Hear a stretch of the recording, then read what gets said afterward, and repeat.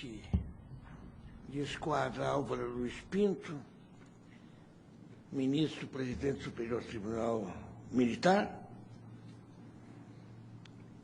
ilustres palestrantes, meu caro Bonavides, amigo de longa data, meu caro Luiz Barroso, a quem eu felicito pela estupenda palestra, ministra doutora Maria Elizabeth Guimarães Teixeira Rocha, coordenadora deste seminário, juíza auditora, doutora Zilá Maria Calado Fadul Petersen, senhoras e senhores.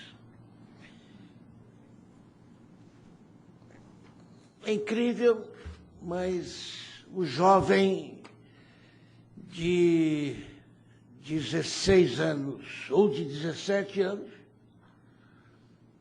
pode escolher o magistrado supremo da nação, o governador do seu estado, o senador, mas penalmente ele é irresponsável.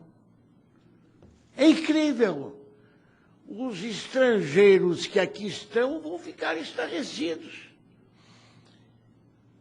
O adolescente não tem a capacidade de entender e de querer perante o direito penal, mas tem perante o direito constitucional.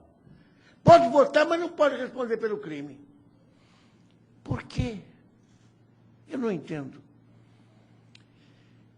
Houve, certa feita, uma conferência do ministro Nelson Hungria, o maior penalista que o Brasil já teve, na Faculdade de Direito do Largo de São Francisco, onde eu fui professor titular. E eu o combati, eu critiquei o projeto.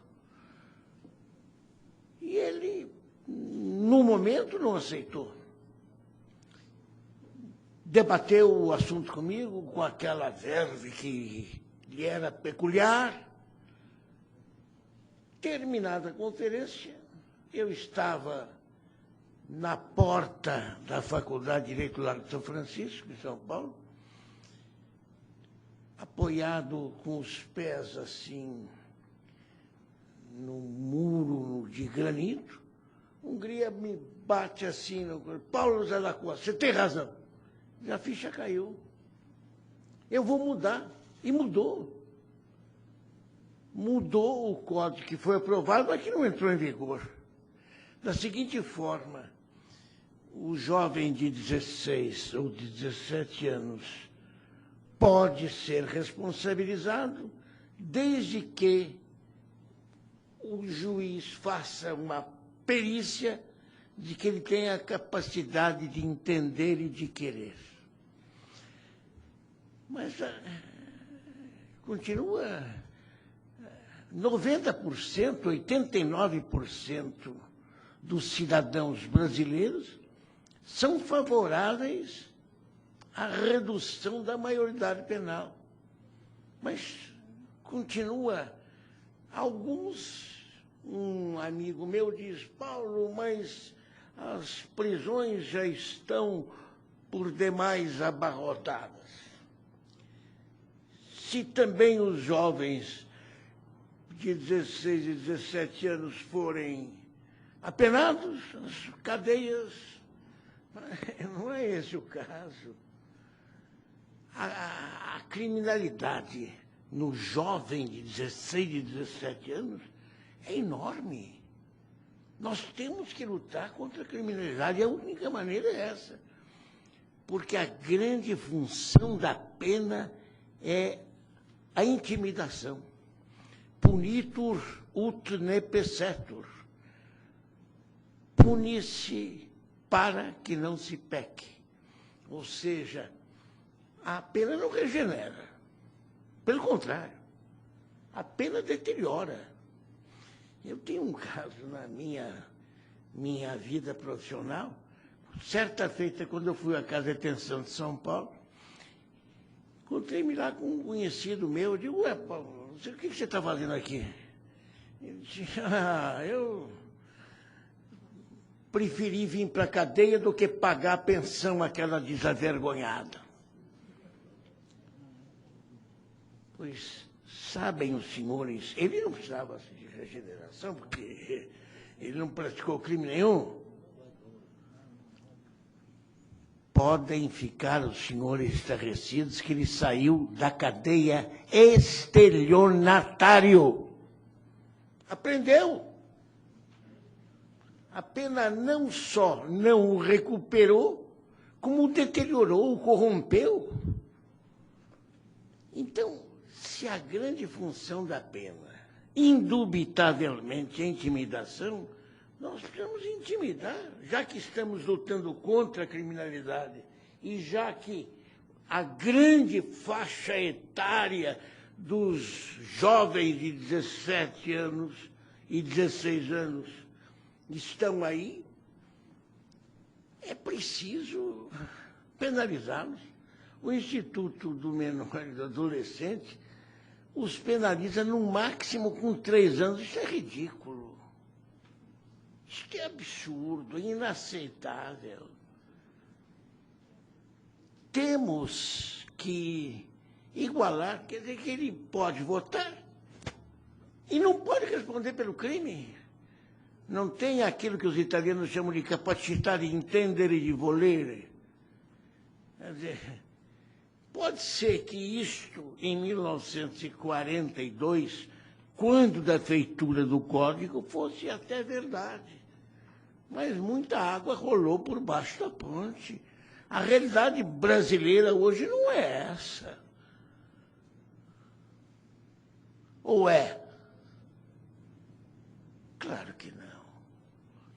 Hoje, o jovem de 16, de 17 anos é um homem maduro, sabe o que está fazendo.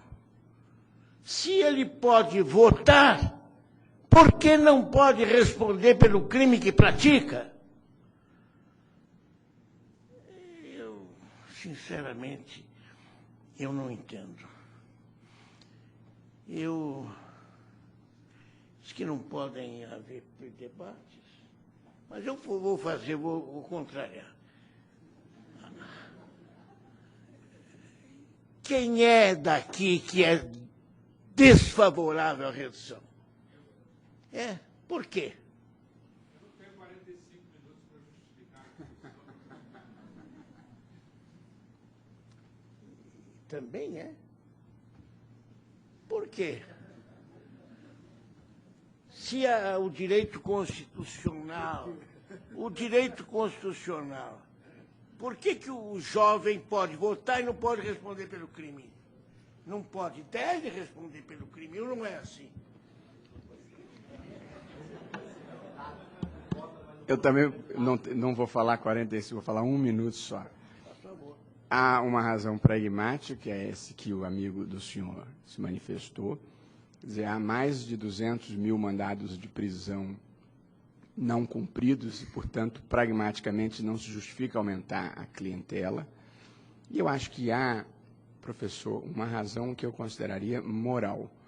Quer dizer, esse Estado que não chegou para aquele jovem sob a forma de creche, sob a forma de pré-escola, sob a forma de financiamento habitacional, sob a forma de um mínimo de preparação para a vida, vai aparecer pela primeira vez na vida desse menino com uma pena jogando-o num sistema penitenciário, da onde ele vai sair muito pior do que vai entrar, como o senhor mesmo testemunhou. Portanto, acho que há uma razão pragmática e uma razão moral, embora eu entenda e respeite profundamente os seus argumentos.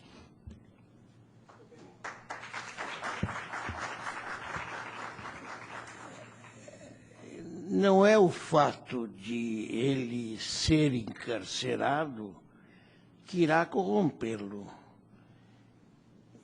Ele tem que ser... A função da pena é a intimidação. E nós temos que intimidá-los. O jovem de 16 e 17 anos não se intimida porque não tem pena. Então comete crimes às mãos cheias. É enorme a criminalidade nesta faixa etária.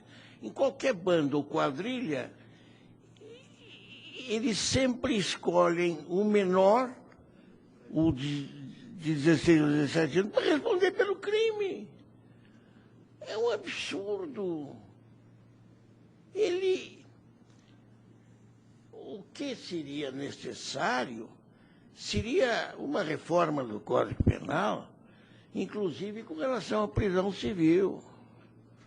Encarcerar porque não paga pensão, vá prestar serviços à coletividade, seja punido por outras razões.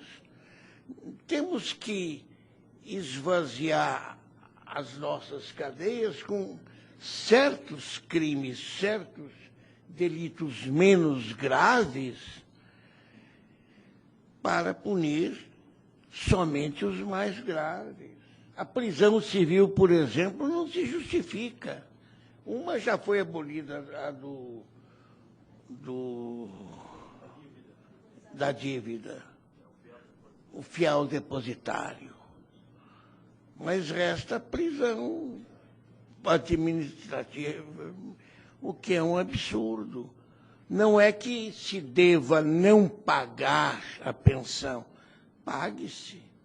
Ou preste serviços à coletividade, ele pode ser punido sem a privação da liberdade. Eu estou convencido de que, data venha, de que temos que reduzir a menoridade. Aliás, a não ser o Uruguai, eu acho que não tem na América do Sul ninguém. Chile, a maioridade penal lá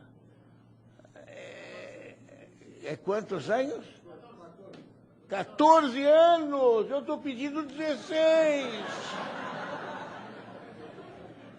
Eu estou falando em 16!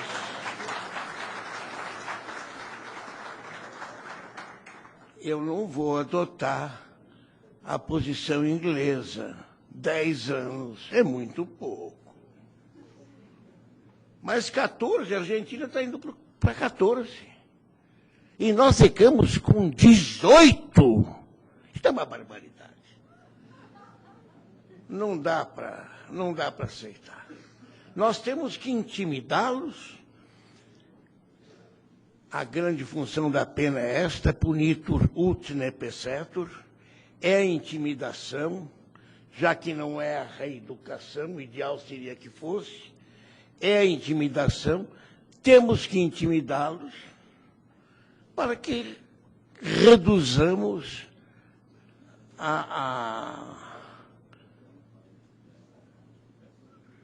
que cheguemos à redução da criminalidade. Não sei se estão de acordo. Hein? Como? Diante da Constituição, pode pegar o nosso permitir a...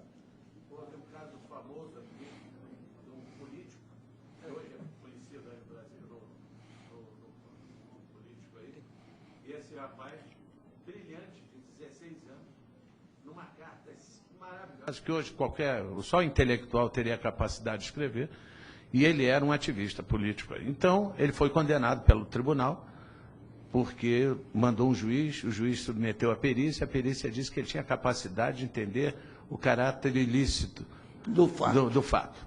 E o Supremo Tribunal Federal, depois, numa decisão belíssima também, cassou a decisão do Superior Tribunal Militar nessa época. Então, como disse o professor, são dois lados que a visão é completamente... Mas o tribunal já usou esse artigo do Nelson Gria. E o nosso código tem, que não tem vigência mais por causa da imposição constitucional. Eu acho inaceitável que o jovem de 16 anos ou de 17 anos não responda.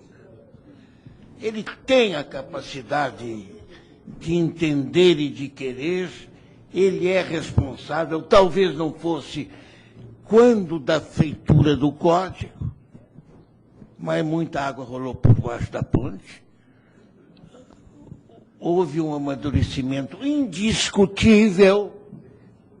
Ou não houve? Então, se houve hoje o menor 16 e 17 está capacitado, aí o Chile, 14. Por que no Chile o jovem de 14 entende e no Brasil só com 18 entende? Será que eu sinceramente não chego à Inglaterra com 10 anos, o que é absurdo,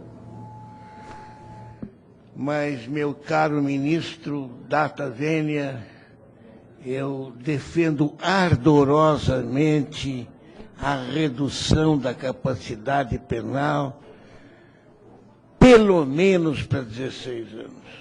Pelo menos, que é a constitucional. Se ele pode votar com 16 anos, ele pode responder, pode e deve. Pode e deve. Quer dizer, que ele é capaz de votar, ele tem discernimento para escolher o magistrado supremo da nação e não.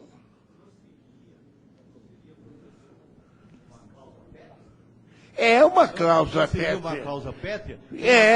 Claro que é. Consequentemente, não poderíamos, em tempos normais, que não seja em uma situação de revolução ou constituinte originário, reformar. Então, se estamos diante de uma cláusula pétrea, não é possível. Não é possível. Mas a cláusula pétrea não quer dizer que seja irremovível. Mas não por um legislador constituinte. Não. Eu entender, e parece-me que a maioria claro dos que não pode. Também pensa mas assim. Reformemo-la. O senhor não acha que é necessária essa redução? Não é necessário que nós venhamos a lutar contra a criminalidade aos 16 e 17 anos? O senhor nega a grande criminalidade.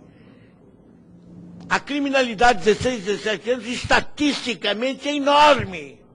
Como lutar contra ela? Claro que é uma cláusula pétrea. Revoguemo-la. Não. A cláusula pétrea não é irrevogável. Pode ser revogada. E deve ser revogada nesse particular. É a minha opinião.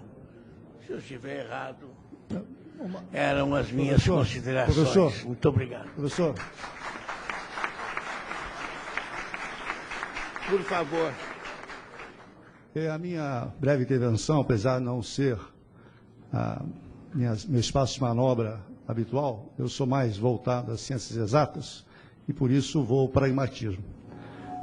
Na verdade, todos esses países que o senhor mencionou, nós devemos saber se identificar, verificar por índices, se realmente a adoção dessas medidas de redução de penalidade penal alcançou o efeito desejado. Eu acredito que nós estamos passando, foi bem dito pelo professor Barroso, por uma fase da centralidade da Constituição, assim como, então, nos conduz por mais um humanismo. Todas essas medidas de intimidação mencionadas, na verdade, não intimidam. Não intimidam. Está aí as diversas medidas. O que intimida realmente é a presença do Estado revigorando as estruturas de criminalidade. Haja visto os recentes índices de criminalidade no Rio de Janeiro, que foram reduzidos pela presença do Estado. Não pela ação de força, que na verdade nem ocorreu. O simples fato de aparecer recuou a criminalidade. E aí sim a presença do Estado reduziu a criminalidade, com escolas, etc, etc. Winston Churchill, na época, como ministro do Interior, quando se discutia o problema da maioridade, ele disse, muito bem dito, isso na época, como ministro do Interior, antes da Segunda Guerra Mundial. Se nós reduzirmos a criminalidade na Inglaterra, nós vamos aumentar a quantidade de crimes a serem praticados na Inglaterra. Parece que a assertiva do ex-ministro depois do primeiro lote do almirantado, estava correta, reduziu-se a criminalidade na Inglaterra, mas não se reduziu-se o índice de criminalidade na Inglaterra. Muito obrigado. Bom, então agora eu vou responder aqui. O senhor não é favorável à redução? Ele é Eu lamento não ter, ao lado dessa tese, uma figura tão relevante como Vossa Excelência. Professor, Mas professor, eu penso que nem o senhor. Eu acho que, quais são as razões de alguém cometer crime? É muito simplista dizer que a não presença do Estado. Se a população carcerária está superlotada, então nós deveríamos aumentar, então, o patamar penal para 25 anos. Eu acho que a questão é muito mais complexa. Vamos contar o seguinte: nem sempre a falta de creche, a falta de educação, muitas vezes o garoto de 16 anos é filho da classe média alta, muitas vezes está traficando drogas, muitas vezes são violentos. Eu acho que pelo menos para determinados crimes, se não para todos, mas os crimes violentos, acho que poderia chegar a 16 anos. olha, eu só queria arrematar estas minhas pobres palavras, embora continue com a minha convicção, porque, indubitavelmente, a função da pena não é regenerar. O ideal seria que fosse, mas não recupera. Lamentavelmente, não recupera. Então, a função da pena é a intimidação. É o punitur ut ne pessetur. Agora, como é que iremos intimidar o jovem de 16 ou 17 anos se a pena não o atinge? Não, eu estou livre dessa. Eu estou no 3 anos no máximo. Então vamos matar à vontade. Bom, eram as minhas considerações. Muito obrigado.